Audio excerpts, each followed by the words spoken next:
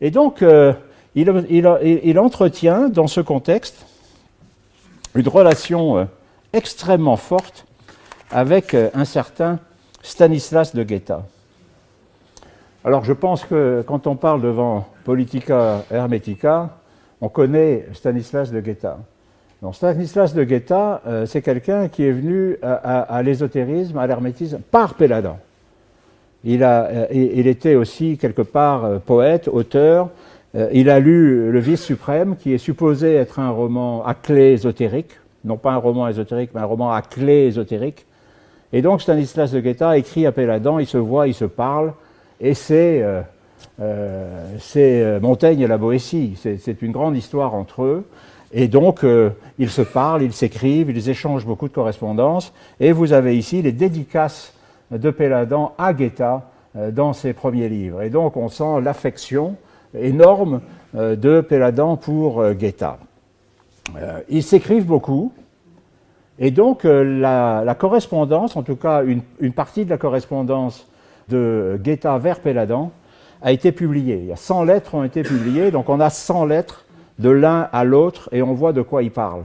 On pourrait croire qu'il parle d'ésotérisme. On pourrait croire qu'il parle de Rose-Croix. Pas du tout. Il parle de livres. Il parle de bibliographie.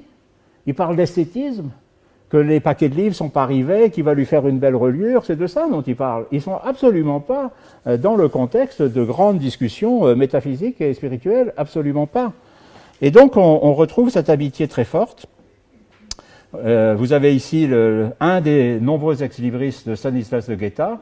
On dit que Stanislas de Guetta a eu la plus grande bibliothèque ésotérique qui ait existé, et qui a fait l'objet de plusieurs ventes après sa mort. Il est mort jeune, Guetta, en 1897. Il a écrit de nombreux livres ésotériques, occultes, et cette bibliothèque a été donc disséminée.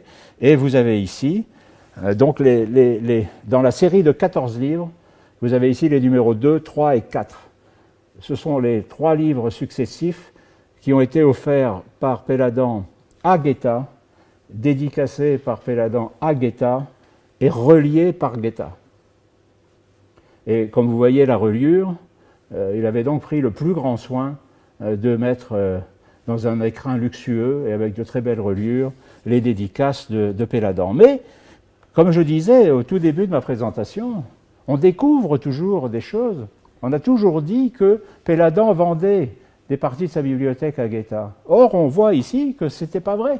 Si, c'est vrai, mais pas dans ce sens uniquement, puisque vous avez ici, il avait des ex-libris manuels aussi, Guetta. Donc, vous voyez, ex-libris kabbalistique, Stanislas de Guetta, donc c'est bien l'écriture de Guetta, et c'est donné à Péladan, donné à Joséphin Péladan. Et vous avez le tampon ici, qui est un tampon ancré, qui est le logo, on peut dire, de Péladan. Et c'est un dessin de Rops, qui sera utilisé d'ailleurs ensuite pour le théâtre de l'œuvre, l'Ougnépô, si important à cette époque. Et là, ce n'est pas un seul, parce que j'en ai découvert récemment 3. Donc on voit que les choses sont un peu plus compliquées qu'on pense.